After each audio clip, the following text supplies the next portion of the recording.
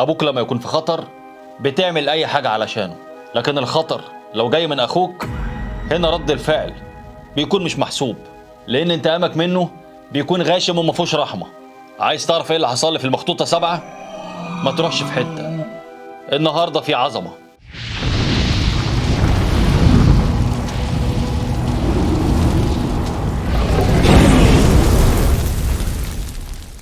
في عظمه.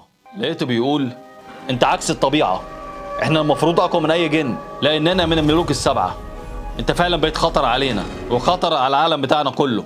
قلت له ما توقعتش ان قاضي القضاه يعترف انه قدام خصم قوي جدا. شكرا يا كبير المماليك. وخلي بالك انت لسه متعرفش قوتي الحقيقيه، ولازم تعرف والا هتفضل في حيره لمماتك. وهنا شمهروش كله بقى نار قويه لدرجه اني ما قدرتش اشوفه، وفجاه النار اختفت وهو كمان اختفى. وهنا قلت لنفسي طب ازاي شمهروش قاضي القضاه خايف مني انا، هرب وما كانش قادر يواجهني انا كده لازم اعرف قيمتي كويس. وهنا لقيت العصا نورت في ايدي ودخلت في عالم المجهول. وهنا شفت حد اول مره اشوفه، لكن كنت حاسس بامان في وجوده. وقال لي ملك الخوف العظيم كنت في انتظارك بفارغ الصبر. قلت له انت مين وجبتني هنا ازاي؟ قال لي انا روح ابوك اللي محبوس عند زيبوب. قلت له لو انت ابويا وروحك فعلا محبوسه شفتني ازاي؟ قال لي ردي عليك هيكون في ارض القمر. قلت له ارض القمر دي موجوده فين واشمعنى؟ قال لي انت محتاج يعدي عليك اكتمال القمر مرتين عشان تفهم كل حاجه، ولو ذهبت لارض القمر هيوفر عليك وقت كبير، هتحتاج لاكتمال قمر واحد بس، واكتمال القمر فاضل عليه يومين، وبكده هتفتكر كل حاجه. وقلت له طبعا لازم اروح ارض القمر، هي موجوده فين؟ قال لي عند جبال عباريم.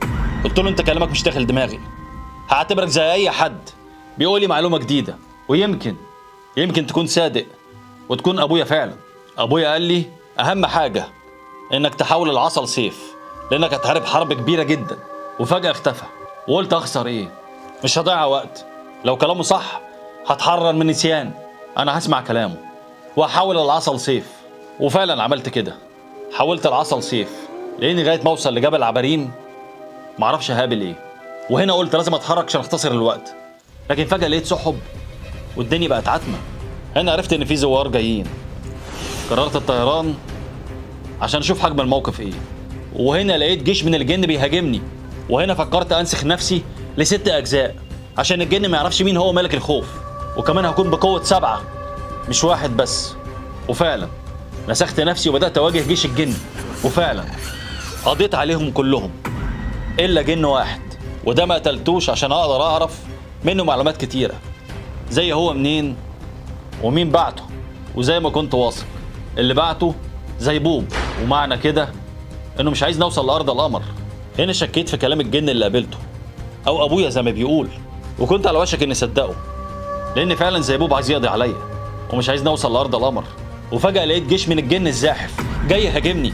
هنا نسيت اقول لكم اني سبت 6 نسخ تحارب مكاني للتمويه، وبكده اقدر اتابع من عيونهم الحرب اللي دايره واروح لارض القمر في سكون وهدوء.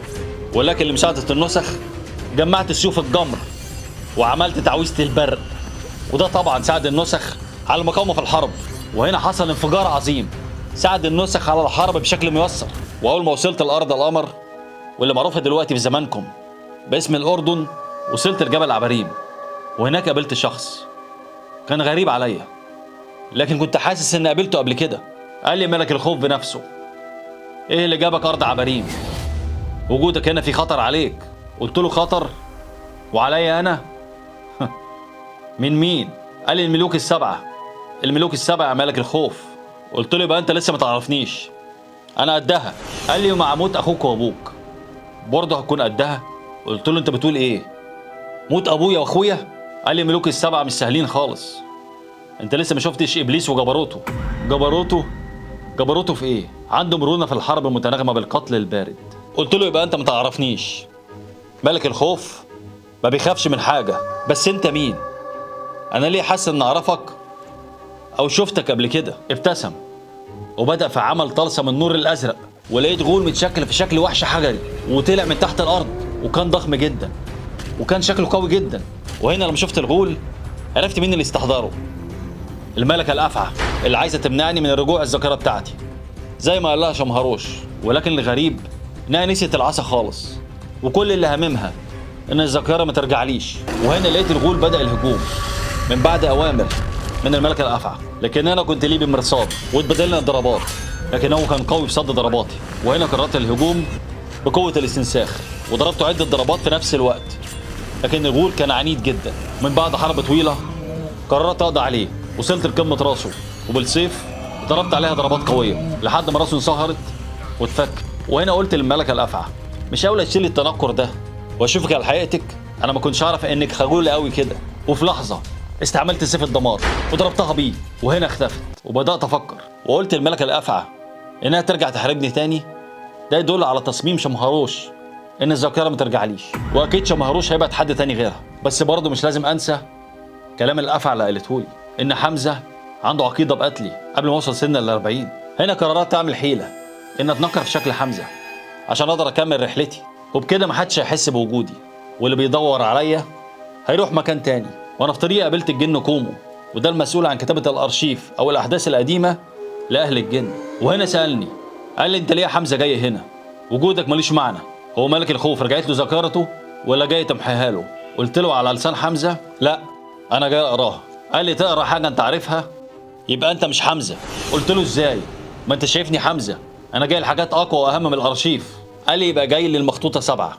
قلت له بالظبط، لازم اعرف مكتوب فيها ايه عشان اقدر اقضي على ملك الخوف. قال لي سمعا وطاعا لاتباع شمهروش.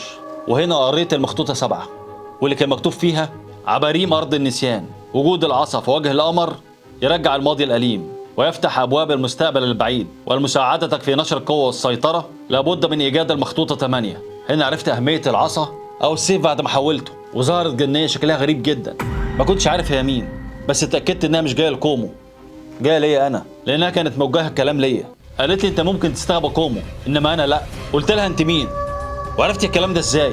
قالت لي انا ملكه الحرير. قالت لي انت مش حمزه.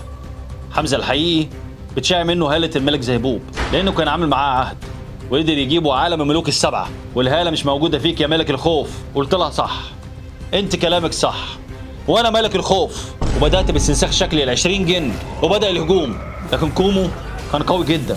بمساعده ملكه الحرير قدر يقتلوا 5 من استنساخي. وهنا جن جنوني وبدات احاربهم بطريقه تليق بملك الخوف، وفعلا تم القضاء عليهم. وهنا كنت لوحدي، وكنت لازم افكر في الكلام اللي كان مكتوب في المخطوطه 7 واللي كان مكتوب فيها العصا في وجه القمر يعني ايه. وفضلت افكر لحد ما عدى اليومين لاكتمال القمر، وفجاه نزل عليا برق قوي جدا ما كنتش عارف جاي منين او ايه حتى مصدره، لكن كنت فاهم وحاسس ان افتكرت كل حاجه، وشفت الماضي بتاعي كامل كاني كنت عايشه، وشفت قد ايه ملك الخوف مش سهل، بالعكس يمكن شأني من شأن ملوك السبعه، وقدرت استحمل البرق والنار. وهنا عرفت اللي قابلته قبل كده كان فعلا ابويا، واني لازم احرره من زيبوب اللعين. وعرفت كمان ان جاي من طريق طويل جدا، وان من غير المخطوطه 8 مش هقدر احرر ابويا، ولان كمان المخطوطه 8 جواه مخطوطه الابعاد اللي هقدر بيها ارجع زيبوب للعالم والزمن بتاعه. وبالمخطوطه 8 هقدر كمان انتقم من ملوك السبعه واحاسبهم لمساعدتهم لحمزه لايذاء والدي. وهنا من اهم الحاجات اللي كنت لازم اعملها ان اقابل حمزه عشان اعرف منه فين المخطوطه 8، وبكده احرر ابويا وحاسبه بعدين. وهنا عرفت عن طريق السيف ان حمزه موجود في بئر برهوت، وفي اقل من لحظه كنت عنده. وصحراء برهوت معروفه دلوقتي في زمانكم بالربع الخالي. وفعلا وصلت لحمزه. ملك الخوف كنت واثق من نجاحك، ما شفتكش ابدا سهل. كل مره كنت بنجح اني اقتلك بسبب ان روحك بتاخد مضيف ضعيف، لكن المره دي المضيف قوي وهزيمتك بقت صعبه. قلت له دي طبيعتي، طبيعه ملك الخوف، عدم الهزيمه. المهم دلوقتي لازم تقول لي فين المخطوطه 8.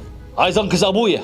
قال لي ابويا لو اختفى من الوجود مش هيقلمني في حاجه، اللي هيقلمني انك تفضل عايش. قلت له انا عايز اعرف ايه الحقد ده كله؟ انت بتحاسبني على حاجه انا ما عملتهاش، ابوك هو السبب فيها، ابوك هو اللي فضلني عنك. قال لي انا لو كنت استحق، انا الاكبر، انا الاولى. قلت له ما كانش بايدي، وافتكر ان اخوك. قال لي ماليش اخوات، انا اللي شايفه قدامي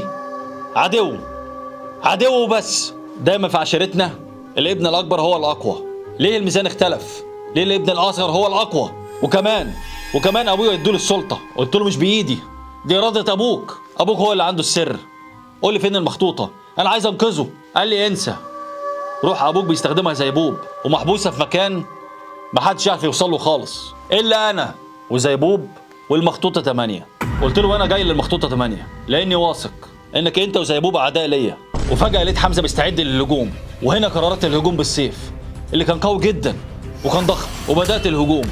وحمزه كان بيصد الضربات لكن السيف كان اقوى من اي شيء وكسر عصا حمزه. وحمزه كان مذهول من اللي حصل، وقال اختفاء العصا يعني هلاكك. قلت له صعب، ملك الخوف مالوش هلاك. قال لي كفايه كده، لازم اشوف حل وجودي وسريع. هنا لقيت حمزه صرخ وعينه بيضت وعمل اعصار من الرمل، وكان اعصار قوي، كان اعصار قوي جدا. وهنا قلت له فعلا ما كنتش بتضيع وقت السنين اللي فاتت دي كلها، كنت بتجهز نفسك لمقابلتي بالشكل اللي يليق بملك الخوف، بالشكل اللي يليق بالقوه الجباره. لكن للاسف كل اللي بتعمله ده مش كفايه، انت لسه مش ند ليا. وهنا اختفيت ودخلت جوه الاعصار وقدرت اوقف الاعصار بكل سهوله. قال لي انت صعب حد يقدر يوقفك. قلت له ما كنتش اخويا كنت قضيت عليك، لكن يا خساره محتاج اعرف فين المخطوطه 8 عشان انقذ ابويا واعرف ايه مستقبلي، غير كده كنت حرقتك. قال لي عايزك هادي واوصلك بنفسي للمخطوطه لانقاذ ابونا. وفعلا رحت معاه قصر كله كان لونه احمر. قال لي المخطوطه 8 موجوده في القصر ده. المخطوطه 8 فيها احداث مثيره جدا، وده طبعا لانتقامي من ميمون ابانوخ الدراع الايمن لشمهروش، واللي كان هيقضي عليا لولا غبائه. تبع المخطوطه 8، لان حرب الوجود للملوك هيكون اصعب حاجه. واخيرا ما تنساش الشير.